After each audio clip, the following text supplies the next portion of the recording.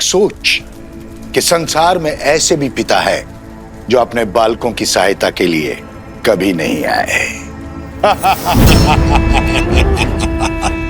अब मेरे प्रकोप से वो दोनों अपनी पराजय का दोष अपने पिता को देंगे। और यदि विजय हुए तो उनके मन में अहंकार को स्थान दूंगा।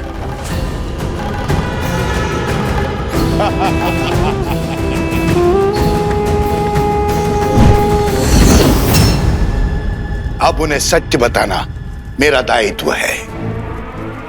उन्हें यह ज्ञान देना कि उनके पिता और कोई नहीं, उनके आराध्य श्री राम हैं। और जिस सीता से मिले बिना वो उसके कष्ट को जानकर इतने विचलित हो गए, वो और कोई नहीं, उन्हीं की माता है जिसका राम ने त्याग किया है।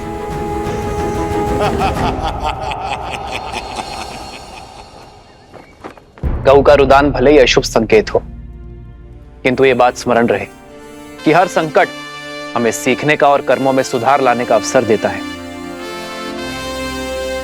और जैसे आर्य सुमंत ने बताया कि गऊ के रुदान का कारण उसके बछड़े से उसका विरह था, जिसे शीघ्र ही ढूंढकर उसकी माता से पुनः मिलाने का आदेश है। महाराज,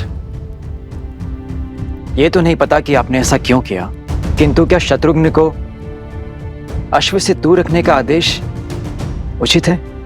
शक्तिशाली राष्ट्र सबसे पहले आक्रमण नहीं करता भरत, और जिस राजा की अयोध्या के अश्वमेध यज्ञ को चुनौती देने की इच्छा है, उसे भी तो युद्ध के लिए सज्ज होने का अवसर मिलना चाहिए। और यदि इस बीच किसी कारणवश अश्व की मृत्यु हो जाए तब क्या होगा? अश्व की मृत्यु तभी संभव है जब यज्ञ देवता कुपित हो।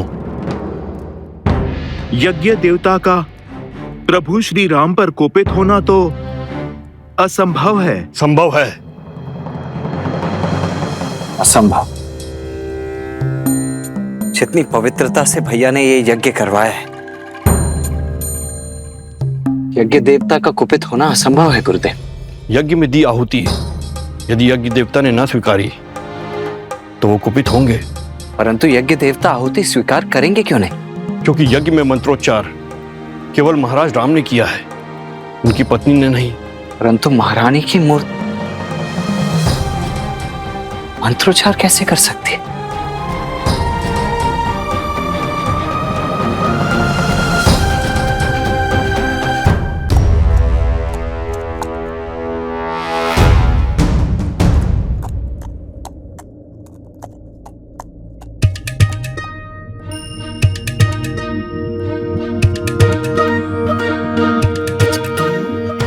क्या लाए हो तुम? जो भी है श्वेत तो है।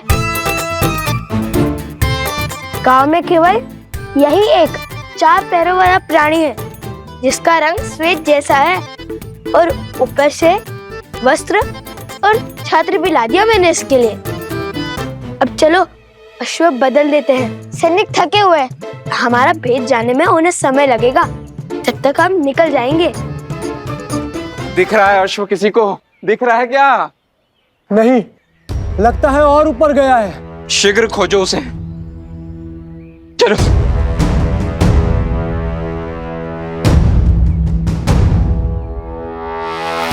हमें सैनिकों का ध्यान भटकाना होगा। जो आ गया भैया, आप अश्व को पकड़िए, मैं अश्व की ध्वनि निकालता हूँ, उनका ध्यान भटकाता हूँ। ये अश्व की ध्वनि है या फिर गधे की? पर भैया गधा तो ढी चौ करता है।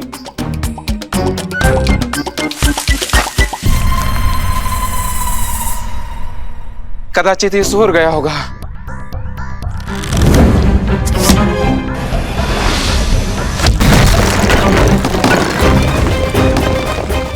ये शोर क्या ध्वनि है?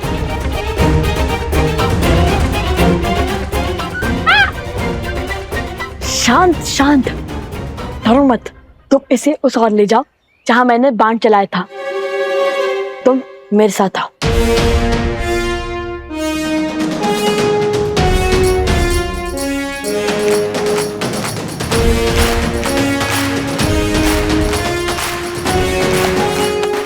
स्मरण है ना हमें अश्व को कैसे रोकना है? कैसे रोकना है? ये बात कब हुई? तो तुम्हें क्या लगता है भगवान वाल्मीकि ने हमें मिथिला के प्रवास के लिए क्यों भेजा था? ओ, स्मरण है, इस प्रवास की तैयारी के लिए।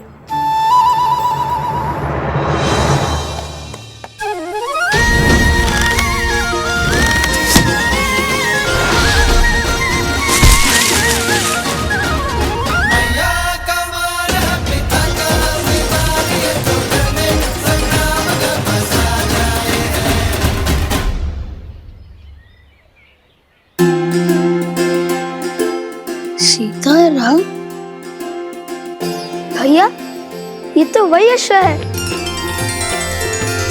राम सिया राम जय जय राम। राम सिया राम जय जय राम। कदाचित इसका हमारा और सीताराम का कोई ना कोई संबंध अवश्य है। क्यों मित्र, हम स्मरण है ना? उस गधे से भय तो नहीं लगा?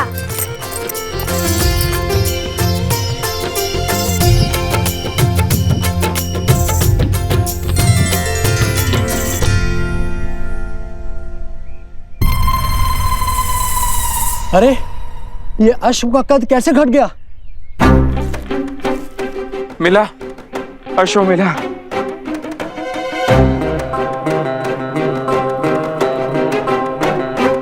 रंग भी बदला बदला सा लगता है। इस काले पर्वत में उसका रंग धूमिल सा हो गया होगा। पर इस पर छत्र तो है, पर अश्व जैसा नहीं है। एक ही वाक्य में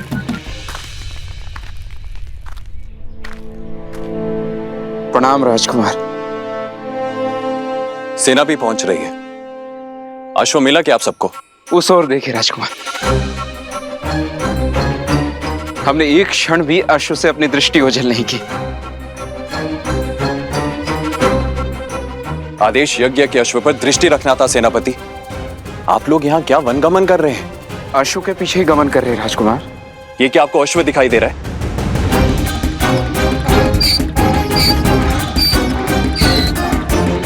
ये एक गधा है आप ही की तरह सेनापति। आप अयोध्या लौट जाइए। सैनिकों, हमें शीघ्र ही अश्व ढूंढना होगा। भैया, औषधि? नहीं, हम अभी नहीं ला सकते। वो देखो, पर्वत पर सैनिक है, हम पकड़े जा सकते हैं। सर्वप्रथम हम स्वर्ण कमल लेकर आते हैं, फिर इसको पास के किसी गांव में छुपा देंगे।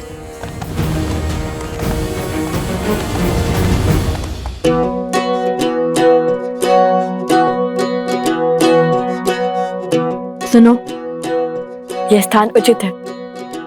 यहाँ पर कोई भी अश्व को नहीं ढूंढ पाएगा।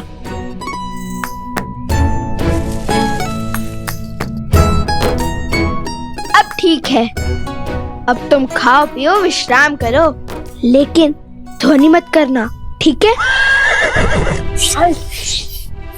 ध्वनि मत निकालना।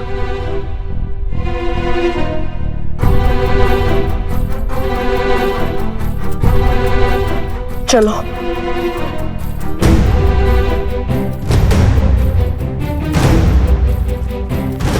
अरे, अब क्यों छुप रहे हैं हम? अब तो अश्व भी नहीं है हमारे साथ। यदि सैनिक ने हमें देख लिया, तो हमसे प्रश्न किया, तो वन देवी के पुत्र सत्य थोड़ी ना कहेंगे।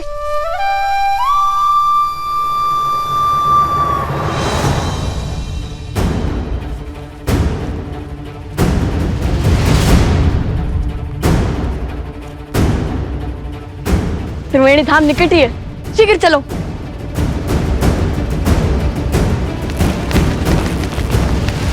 ऋषि कुमार,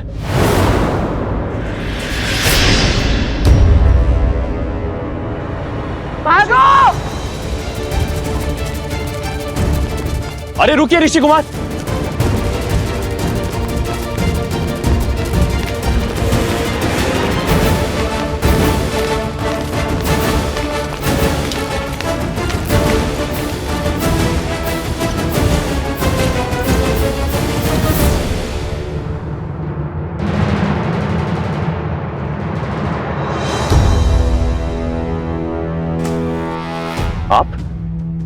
आपको तो मैंने अयोध्या में देखा था।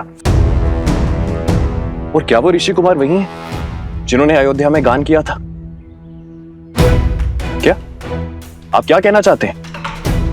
नहीं, वो नहीं है। तो फिर वो दोनों भागे क्यों? क्योंकि वो असत्य नहीं बोल सकते, किंतु मैं बोल सकता हूँ ना। आपने क्या हमारे अश्वमेध के अश्व को कहीं देखा है? सत्य कही, अन्यथा आपके प्राण संकट में पड़ सकते हैं। सत्य सत्य तो ये है, आप और आपके सैनिक कभी एक बाल ऋषि कुमार के प्राण नहीं हारेंगे। और दूसरा सत्य ये है, आप और आपके सैनिक लव कुश से कभी जीत नहीं पाएंगे।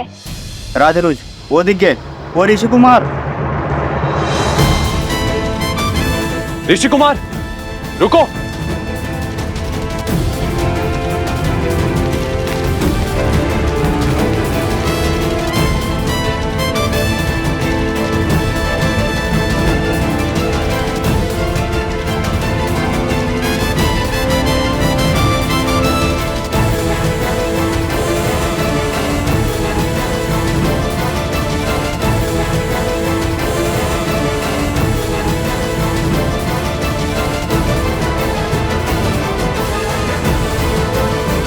इन्हें यही छोड़ सकते हैं, किंतु रन छोड़ना कारता तो नहीं होगी ना? कभी कभी रन छोड़ देना ये सबसे बड़ी रणनीति है।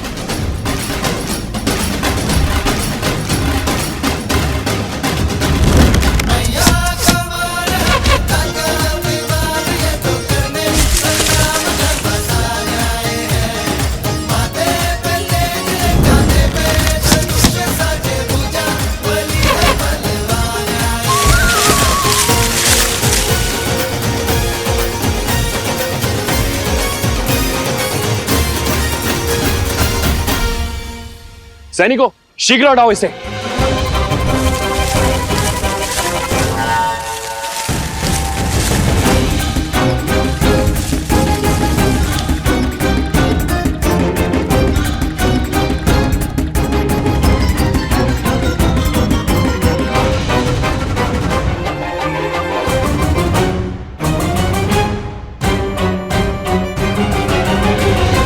आज तक तो केवल रुके थे, अब फंसेंगे।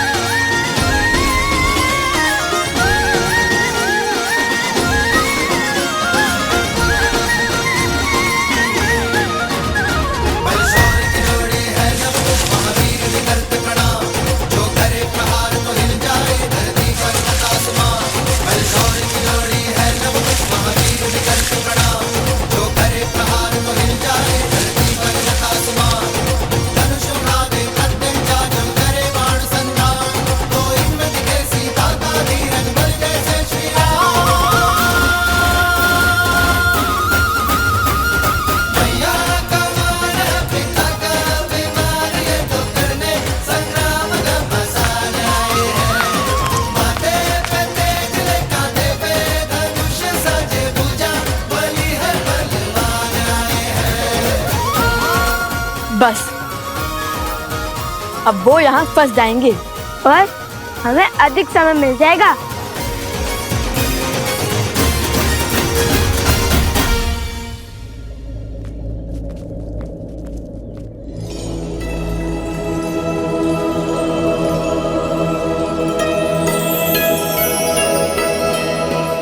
अंततः हम त्रिवेणी धाम पहुंच गए। वो देखो तमसा, वो देखो सोना, और वो जो दाहिने ओर से आ रही है वो है सप्तगंडिका, जहाँ तीनों नदियों के मिलने का स्थान है, इसलिए ये त्रिवेणी है। अति सुंदर भैया, क्या रूप है इस त्रिवेणी धाम का।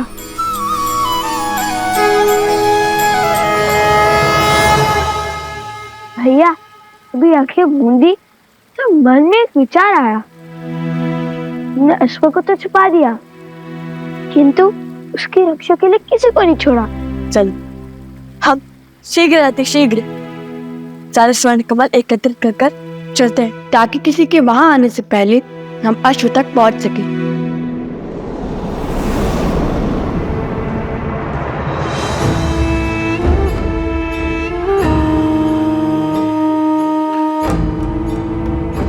आओ प्रबंधासुर, देखो तुम्हारे परम मित्र और मेरे प्रिय पुत्र चंद्रबाहु की मृत्यु का प्रतिशोध लेने की घड़ी आ गई है।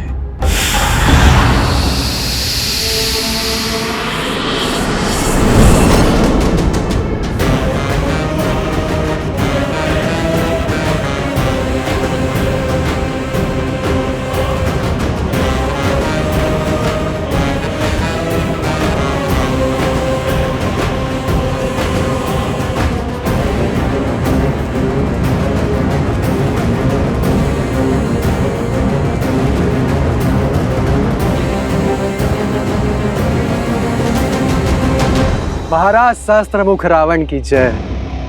महाराज, जिस क्षण की प्रतीक्षा में मैं अब तक जी रहा था, वो क्षण, वो प्रतिशोध का सुख देने के लिए आपका कोटि कोटि धन्यवाद। धन्यवाद मुझे नहीं, उन बालकों को दो, वही तो है इस सुअवसर के सूत्रधार।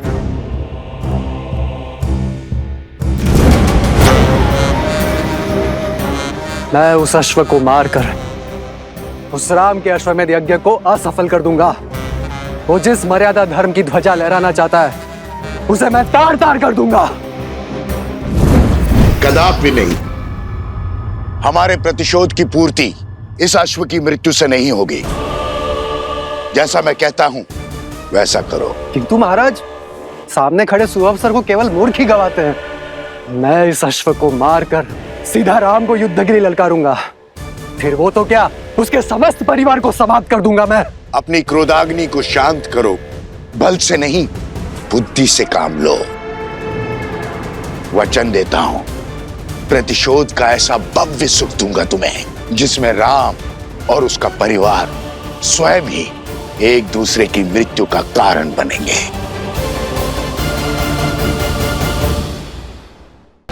सोचो, एक बार में सबको मारने में आनंद आएगा या उन्हें स्वयं ही एक एक करके एक दूसरे को मारते हुए देखने में आनंद आएगा। और अपनी योजना के लिए मैंने तुम्हें चुना है, क्योंकि छल में तुम्हें मात देना असंभव है। तुम कभी भी कोई भी रूप धरकर किसी भी वस्तु में प्रकट हो सकते हो। मैं चाहता हूं कि तुम यज्ञ के अंत तक इस अश्व के साथ रहो। वो लवकुश बहुत संस्कारी और साहसी है। तुम मेरे साथ मिलकर इस अश्व को इक्ष्वाकु वंश के अंत का साधन बनाओगे। परंतु महाराज, किंतु परंतु यद्यपि कुछ नहीं सुनना है मुझे। जैसा कहता हूं वैसा करते जाओ।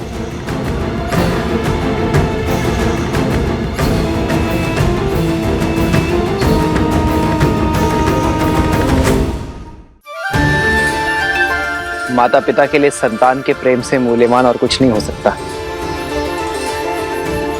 फिर चाहे वो देव हो या दानव, मानव हो या पशु।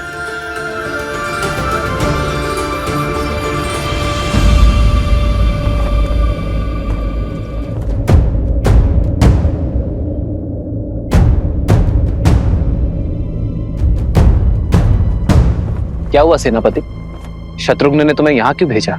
मुझे क्षमा करें महाराज, उन्होंने मुझे अति शीघ्र अयोध्या लौटने का आदेश दिया है, क्योंकि मेरी चौकसी में यज्ञ का अश्वक हो गया है। अश्वक हो गया?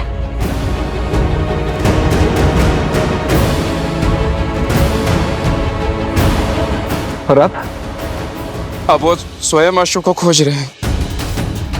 यज्ञ का अभिमंत्रण आसुरी शक्तियों और दुर्घटनाओं से बचाता है, किंतु केवल तब जब देवताओं का आशीर्वाद हमारे साथ हो।